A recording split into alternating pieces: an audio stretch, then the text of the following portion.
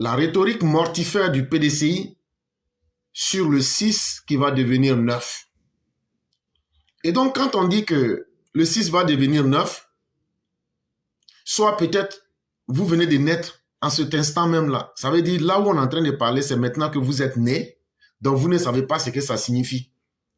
Mais quand il dit à tout Ivoirien, quand le 6 va devenir 9, ça veut dire, c'est tout un ensemble de promesses que les opposants font aux militants du parti au pouvoir, que lorsque ceux-ci vont perdre le pouvoir, en tout cas, ils n'auront plus de place à vivre en Côte d'Ivoire, parce qu'ils vont leur faire subir toute forme d'atrocité et d'inhumanité. Quand le 6 va devenir 9, quand le 14 va devenir 41, les nouveaux guerriers de la toile, majoritairement du PDCI, ont subitement recouvré la voie.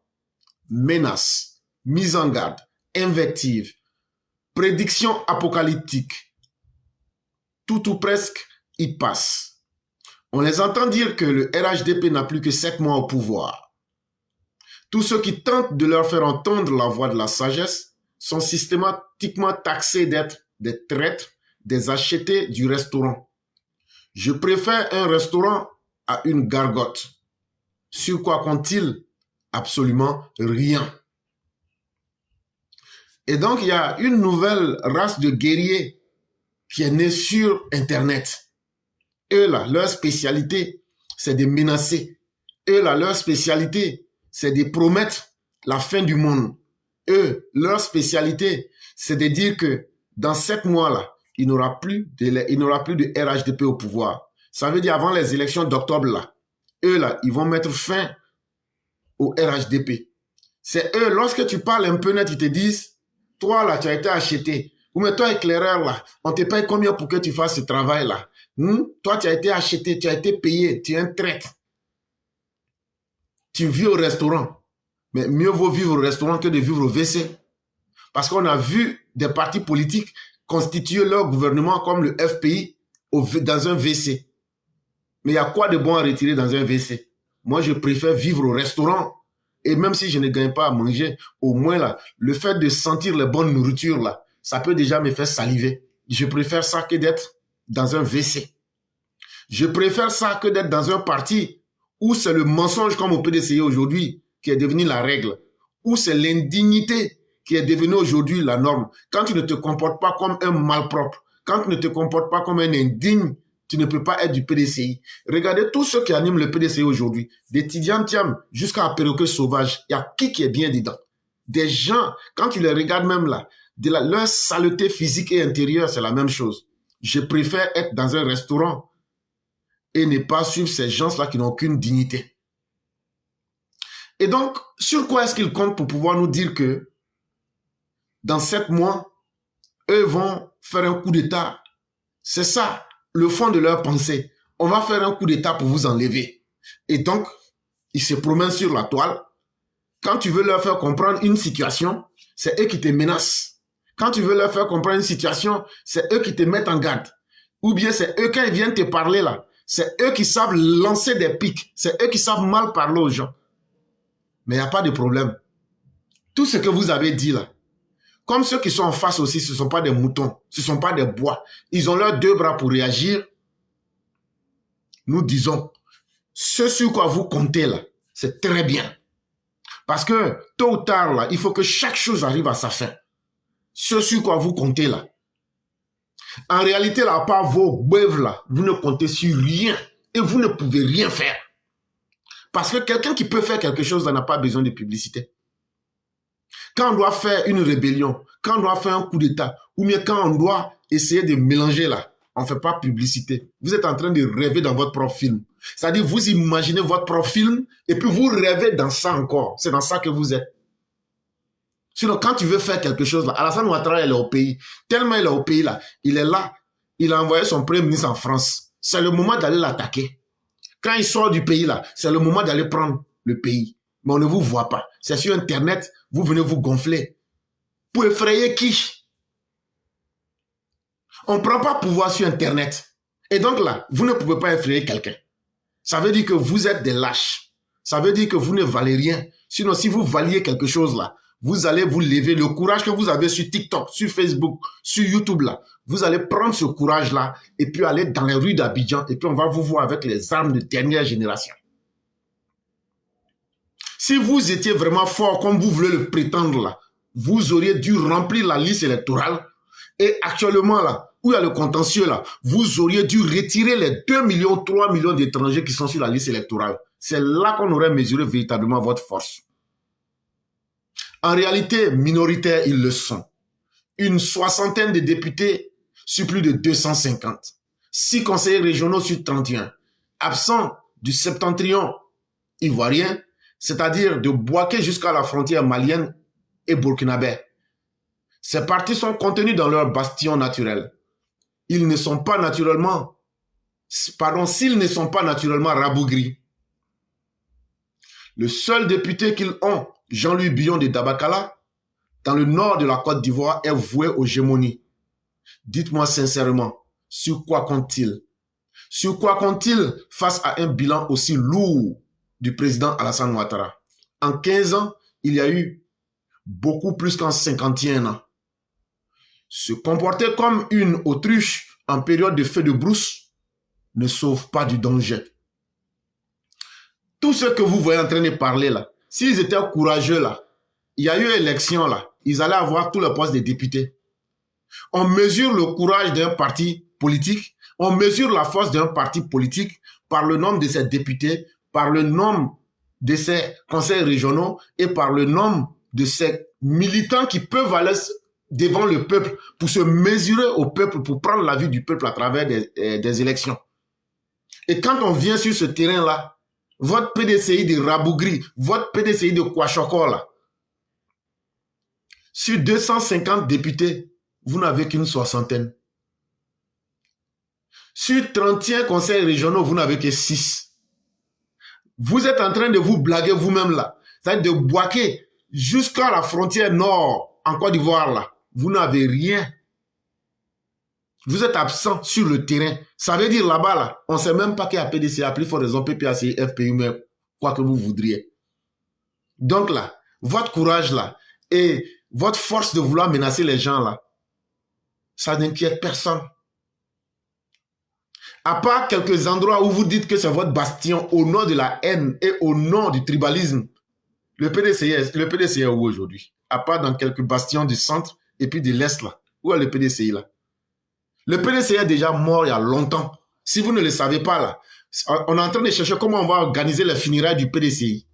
C'est là maintenant qu'on est en train de discuter. Sinon, PDCI là, c'est devenu aujourd'hui là une lettre morte.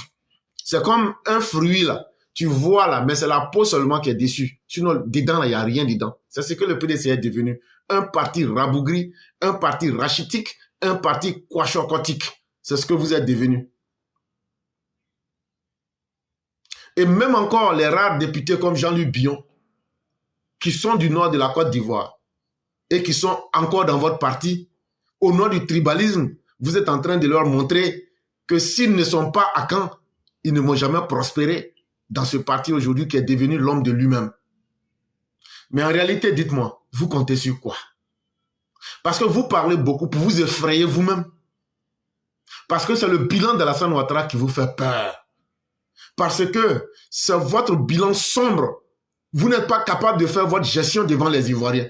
Vous ne pouvez pas dire aux Ivoiriens, quand on était aux affaires, voilà ce qu'on a fait. C'est tout cela qui vous fait peur. Et vous pensez que c'est nous, comme ça, là, que vous allez pouvoir effrayer avec vos gueules. Allez d'abord vous brosser. Ce serait très important. Avant de menacer quelqu'un là, il faut bien regarder la personne dans les yeux. C'est pas des gens aux moralités sales et aux bouches gluantes qui ne se brossent pas là. C'est pas vous qui pouvez nous menacer.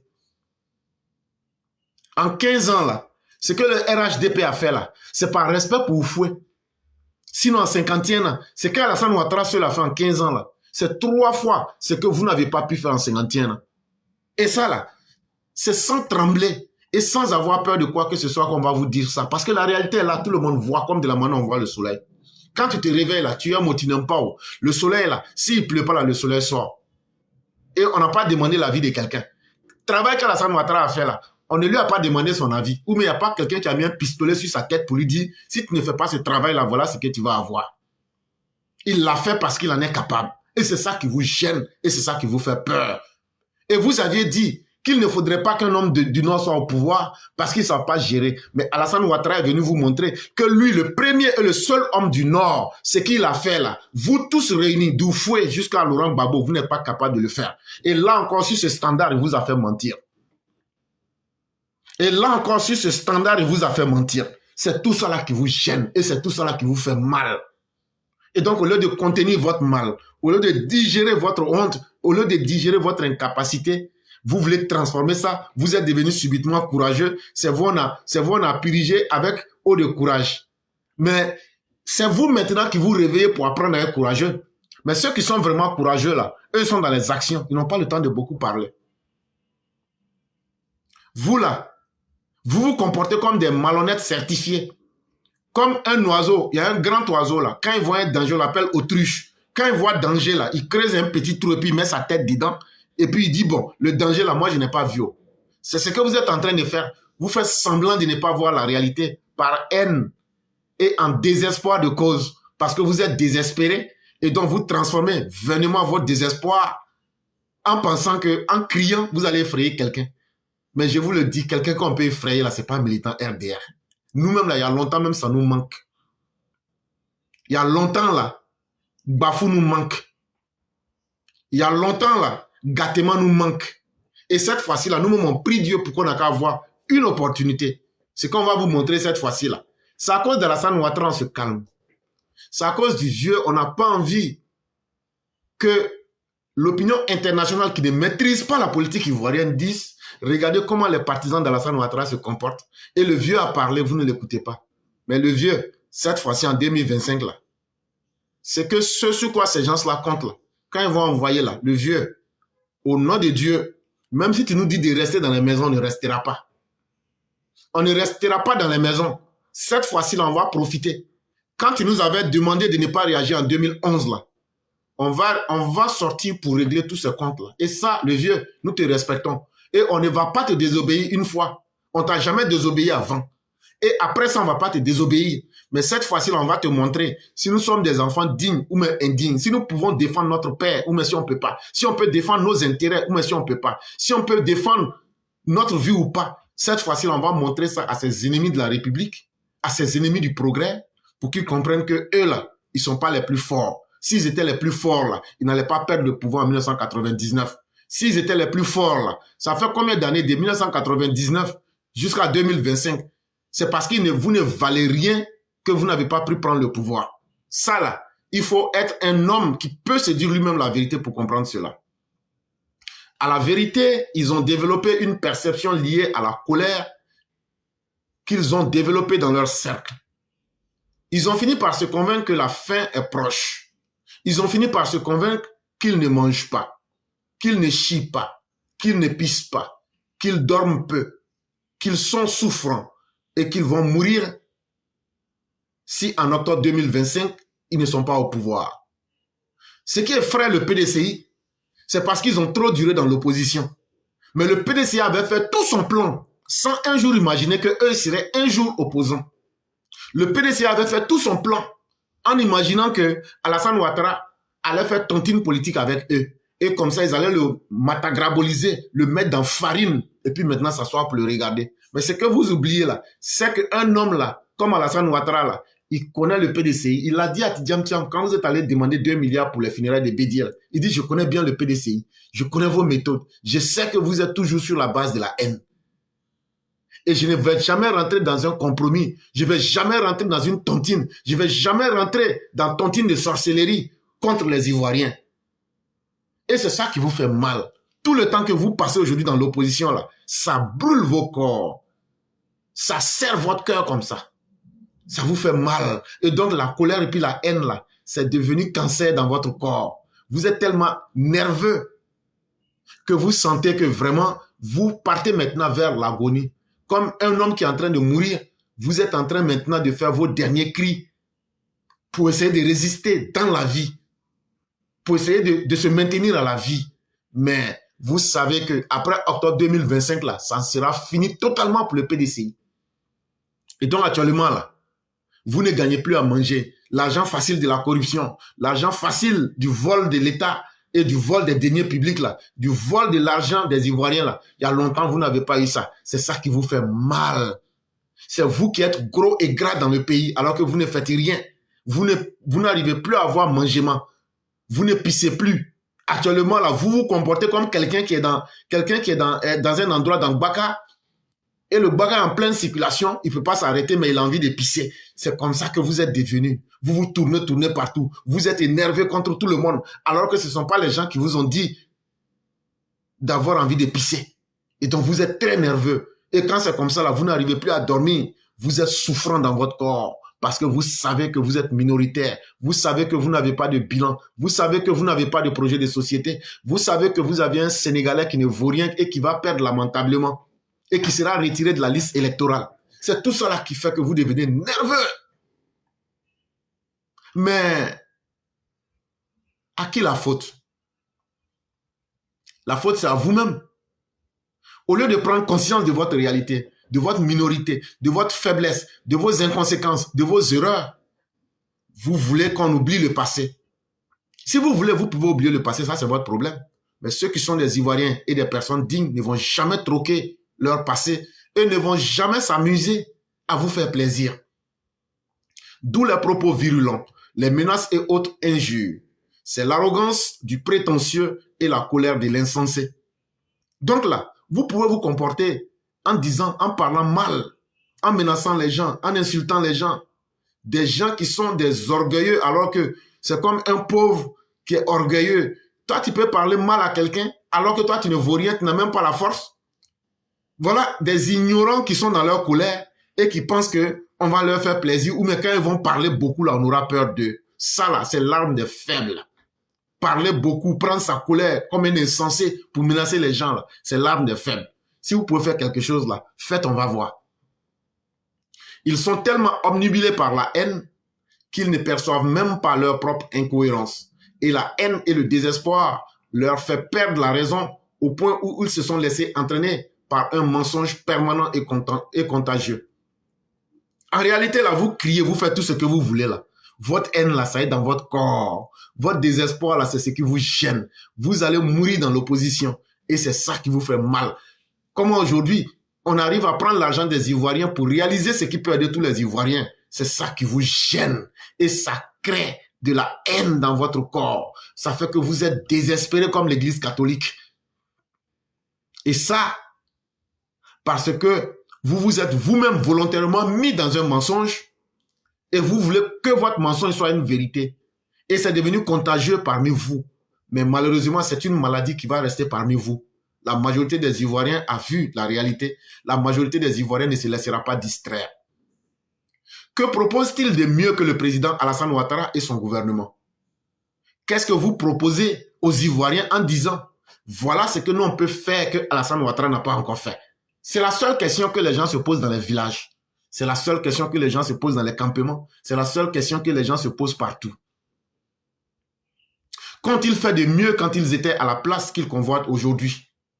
Ayez le courage de vous dire, quand on était là, au pouvoir, là, voilà ce qu'on a fait, qui était bien, mais qu'on ne fait pas aujourd'hui.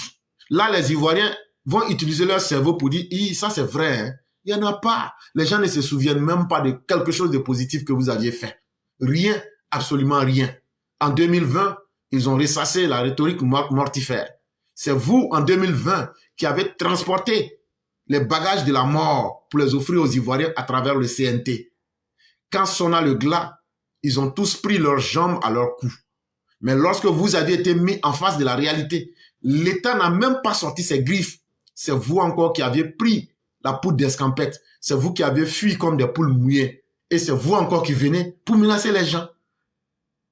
Certains ont freiné au Ghana, quand d'autres déguisés en femmes ont été cueillis à froid à la sortie d'Abidjan. On a vu certains, dès qu'ils ont sémé le désordre, ils ont voulu s'enfuir, ils se sont retrouvés au Ghana. Mais pour des gens qui sont courageux là, on ne fait pas un plan pour fuir. Quand les rebelles ont attaqué là, le 19 septembre, le 19 septembre 2002, là, leur intention n'a jamais été de fuir la Côte d'Ivoire. Ils sont restés et ils ont assumé. C'est des garçons comme ça qu'on veut voir parmi vous. Assumez-vous. Parce qu'on ne peut pas être indigne de s'aimer les troubles et après, comme Affingessan, prendre un soutien-gorge rose et prendre des perruques, se mettre des rouges à lèvres et puis se lever la nuit et puis vouloir fuir comme un travesti. Vouloir fuir comme une pédale. Et on se fait cueillir comme un fruit pourri à la sortie d'Abidjan. Mais ce que vous ne savez pas là, les mentalités ont beaucoup changé. Et la réalité du terrain là, personne ne va se laisser faire encore. Les militants du RDR, RHDP disent de vous dire que 2020 ne sera pas 2025. Que eux là, ils vont plus s'asseoir, vous allez venir brûler leur baka. Eux là, ils vont plus s'asseoir, vous allez venir brûler leur maison. Eux là, ils vont pas s'asseoir. Le travail que eux, leurs pères, leurs arrière-parents ont fait pour réaliser la Côte d'Ivoire là, que vous allez venir brûler là. Que cette fois-ci là, c'est vous-même là, ils vont enflammer. Ils disent de vous dire ça. La voix des urnes doit prévaloir. Toute autre voix est sans issue. Personne ne profitera de la chienlit. Ils disent de vous dire que si vous êtes vraiment garçon là, au moins il y a contentieux là, allez enlever les 2 millions là d'abord. Si vous n'êtes pas content et que vous ne pouvez pas faire ça là, envoyez votre rébellion là. Ou bien allez faire votre coup d'état. C'est là que vous allez comprendre que c'est pas partout coup d'état prospère. Ils disent de vous dire que la voie dans laquelle vous êtes là, le chemin que vous avez choisi là, c'est un chemin sans avenir. Ils disent de vous dire que la chienlit, le désordre là, le chien que vous avez mis sur le lit pour qu'il n'a qu'à dormir là, que eux vont le réveiller avec chicotte du lit pour l'enlever du lit. La chienlit là, ça c'est ma propre définition du mot chienlit. Ça veut dire le chien que vous avez maquillé pour faire coucher sur son lit là. Eux vont le fouetter pour le faire sortir de son lit. Proprement. Et puis la Côte d'Ivoire va avancer. Et puis vous aurez vos haines. Ça va vous conduire peut-être. Vous allez aller au Mali, au Burkina, ou au Ghana, ou au Libéria. Ils disent de vous dire ça.